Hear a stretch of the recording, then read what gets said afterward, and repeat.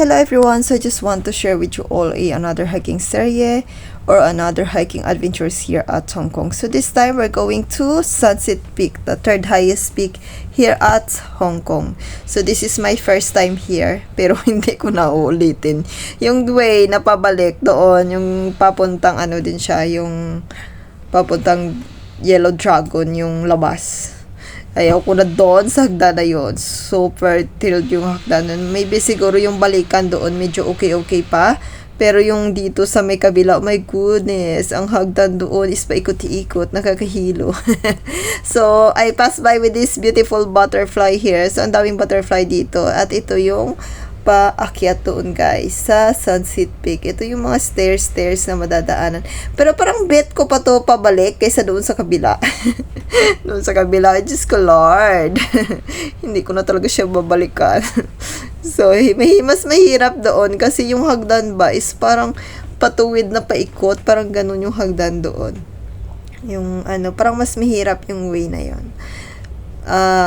Pero hindi mo na kailangan magsakay ng bus dito, kailangan mo pa magsakay ng bus. So upo muna ako dyan sa side na yan, and then this one, and then you can see this view guys. So diba, this is a so beautiful view kapag palapit ka na sa tuktok. So ganyan. So ito na ulit, puro yan hagdan na ganyan guys. Pero mas bet ko to kaysa dun sa kabila, promise. Doon sa kabila parang sinusumpa ko yung hagdan na yun. Mahirap doon, parang una yung ulo mo ba. Pero dito parang safe, parang okay naman yan dito. So ganyan guys, yung ano, yung view, yung kabila is Lantau Peak yan. So 'di ba yung highest mountain yung sa kabila. So I haven't been there yet. So pag napunta doon sina Ate Chen, pero sasama na ako ulit doon. So ayan yung way guys. Papunta ng Sunset Peak. So, mga hagdan pa akyat. Pero, hindi naman siya totally nakakapagod. So, ayan siya. So, ayan. Thank you, Ate Chen, for taking this video for me. And then, this is it, guys. This is it. Yung papunta doon. So, malayo pa ang yung lalakarin. So, take time and enjoy the view. So, ganun lang yung pinagagawa namin dyan. And then, yung mga view na makikita nyo, ganyan, oh. Wow, di ba? So exciting. Pag nakita mo to, refreshing and exciting. Exciting to walk sa mga ganito. Kung adventurous ka. Pero pag hindi, wala na. Don't mind na lang. Ganun yun. So, ang pinunta namin dito ay sumama ako dito kasi gusto ko yung makita yung trending na bato dito. So, may nagtitrend na bato kasi dito, guys. So, if you got time, you need to drink some water, guys, para hindi kayo dehydrate. So, be hydrated, guys. So, ayan. Ito yung isang, viewing point dito sa taas. Ito yung view na makikita nyo. So, diba? Foggy kasi nung pumunta kami, no sun. Kasi yung pababa na kami saka nagkaroon ng sun. And then, if you have a trip like this, yung ganyan pa walk dito sa silver glass na to. Pero hindi naging siya ng silver grass kasi natuyo na yung kanyang bulaklak, naging brown na. Pero maganda pa rin siya. You can wear here if you want to do dress, if you want to do a runway here, guys. Pwede mo rin gawang runway yung bundok, guys. So, pwede naman kayong mag-dress. Pero I love doing this, guys. Yung palakad-lakad lang sa mga ganitong view. Nakaka-refresh. You will have a peace of mind sa ganitong place. So, back na tayo dito sa ating dadaanan. So, ayan. So, must be careful kasi syempre, hagdan. Baka mamaya natapilok kayo. So, hello to Ate Jen and Ate Feli. So, sila yung kasama ko, the G3 girls. So, we are the G3 girls. Sa mga nagtatanong kung bakit G3 girls is nakuha ko lang din yun yung meaning ng G sa Google. So tough yung meaning ng G, cool and respectable. Yung meaning ng G na yun. Sa Google ko lang nakuha yun, and then I put 3 because the 3 of us. We can change that also for 4 if bumalik si Cecilyn kasi kasama talaga yun siya dati. Kaya nga yung group chat namin sa is G4, hindi G3. So, pero dahil tatlo na lang kami, nilagay namin GT Girls Adventures. So, ayan, paakyat at doon na makikita yung batong pinipilahan, guys. Ayan, sinasabi ko sa inyo, pinipilahan yung may maliliit na tao doon. So, ito yung view sa baba. So, itatry natin yan. So, yung nagtitrending na bato, guys. So, dito na kami malapit sa nagtitrending na bato. And then, if you pass by on this stone, you can do this shot also or to take a video this. Maganda siya. Especially kung clear yung sky. Maganda ito, guys. So, maganda siya especially kung clear yung sky. Kaya lang yung pagpunta namin is makulimlim tapos foggy. Foggy yung pagpunta namin. And you can do this pose also. You can do this muni-muni pose here. So, I felt so amazing on this place. Pero hindi yata siya pwedeng puntahan pag summer kasi sobrang mainit. Susunog or else maaga kayo pumunta dito. Para pagbalik nyo, yun na. Hindi na ganun kainit. So, ayan. So, I love this place. I love this place too, pero hindi ako babalik dun sa dinaanan namin na hagdan-hagdan na yon. Kaya mas better na dito na lang. So, ayan siya, guys. At hindi ako nakapag-solo picture doon sa Sunset Peak na na name sa taas dahil madaming nakapila. So, madaming pupunta dito sa sa peak na to, guys. So, you can do this also here sa may bato-bato na to, and then you can try also, you must try the trending stone here. So, pag pumunta kayo, dapat na-climb nyo din yung yung trending stairs here para ma-enjoy nyo din yung bato, guys. Yung bato sa pag-akyat. Pero you must be careful kasi kapag maglambitin kayo doon. Pero pag matangkad ka, madali lang. Kasi yung sa akin, madali ko lang magawa kasi nga matangkad ako at abot ko yung bato. So, may patungan yan siya sa may patungan siya sa baba.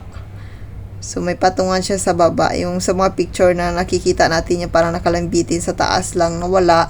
Pero, honestly, meron siyang bato dun sa baba na pwedeng patungan bago umakyat. Ito yung sinasabi ko, guys. Kaya, ayan, di ba nakapatong ako dyan bago maglambitin. So, ibang picture ko na nakikita nyo, nakalambitin lang talaga siya. Pero may bato siya. Pag matangkad ka at hindi ka maliit, so, kung hindi ka 4'11", I'm so sorry. Pag hindi ka 4'11", pwede kang talagang maabot mo yun siya. At mabilis lang para sa'yo. So, ito din yung view ng Lantaw Peak sa kabila. So, I love that view, guys, there. And then, this one is the airport view. So, ayan. So, hello, airport. See you soon. So, magbabakasyon na tayo soon. Ang bilis lang ng araw. Biruin mo, pangalawang contract ko na dito. So, napakabilis lang. So, this is the last year adventures, guys, before the New Year. So, pupunta kami dito before New Year. Kasi dapat, ang plan namin dito is January 1. Kaya lang hindi ako makalabas ng January 1 due to I have some work. Kailangan at kasama nila ako pumunta ng Strawberry Farm. Yung Strawberry Farm is yun yung first day of the year. Yun. Ito naman ay before New Year. So, dapat maklimb nyo din ito, guys. So, ito yung mga trip ko. Kapag nakita ko tong trigonometric na to, ay, ayan, akyat yan dyan, at iikot-ikot. So, ayan. So, yan yung mga pinagagawa ko, guys. And then, uupo ka, at iikot-ikot yan sa trigonometric na yan. Sa trigo. And then, you can take some photos. Kita yung madaming tao dyan nakapila. Kasi nakapila sa Trigo. Nakapila din dun sa may Sunset Peak na word. Dyan kasi sa beside niyan, may Sunset Peak na word, guys. So, ayan. Then, got the beautiful view ng mountain sa kabila. So, ganda. Nakalimutan ko lang kung ano yung sinabi ni Ate Jane na mountain yung sa kabila. Pero maganda siya yung dito sa side na to, guys. Ayan. Ayan, di ba? Ang ganda. So, ayan yung sinasabi kong Sunset Peak. Wala akong solo picture dyan. Parang kabalik kami dyan. Pero hindi kami dadaan dito sa way na to, guys. Kasi dyan kami nadaan ng way na yan. Na mahirap dyan. Pababa yan siya ng Pababa yan siya ng papunta Yellow Dragon din. No way. Pero hindi ka nasasakay ng bus. Kasi in-try lang din namin. Pero naku, ayaw ko na. So, ito yung mga trip ko, yung pahiga-iga sa mga damo at para lang, muni-muni lang guys. Yun yung mga trip ko kapag pumunta ako ng mountain. Upo-upo at magmuni-muni. Just thinking about something. Ay, nakaya ko din pala, no? Nakaya ko din pala yung biruin mo, 8 years na akong naging OFW, no? Nakaya ko din pala. Mga ganon yung mga nasa isip ko. Oh, I will do it again. Sabi ko, kaya ko din palang mag-live sa ganito at makita yung ganitong view. Yung mga ganyan nasa isip, guys. And by the way, guys, at ito yung sinasabi nilang ng army diyan, yung mga bahay-bahay dati yan sa abandoned military base. So, abandoned military base dito sa Hong Kong, guys, yung mga ganyan dito.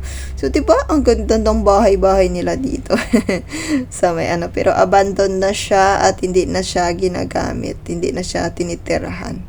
So, ayan. Yan yung mga madadaanan nyo dito kapag dito kayo dumaan sa kabila, guys. So, pag may time kayo, mag-picture din kayo dito at gawin nyo din ito. So, ayan lang. Maganda dyan. So, nung nasa baba na kami, saka lumabas yung sun. Kaya tingnan nyo, may shadow ako dyan. Hindi na namin hinintay si sunset. Kasi gusto namin dumaan nga dito. Kaya, yung iba kong picture na may sunset kayong nakikita, dito na yun sa baba. Hindi na pala kailangan umakyat sa taas kung meron naman lang sa baba. Kasi ito yung tinatawag nilang Sunset Peak, guys. So, ito yung bahay ng ng military base. Yan dito, yan. So, diba, magkaganda yung bahay nila, no? Simento yung bahay nila sa taas. Sa taas ng bundok. Tapos, ganito yung view. So, diba, ayan ang sinasabi ko, guys, na kung saan kami na nasa baba, saka lumabas si sunshine, si sun. So, ayan lang, guys, yung ating hiking adventure sa Sunset Peak, guys. So, thank you for watching, guys. Please don't forget to like, comment, and share if nagustuhan niyo itong video. God bless you and take care always. Please respect each other and be kind always. See you again for another hiking adventures, guys.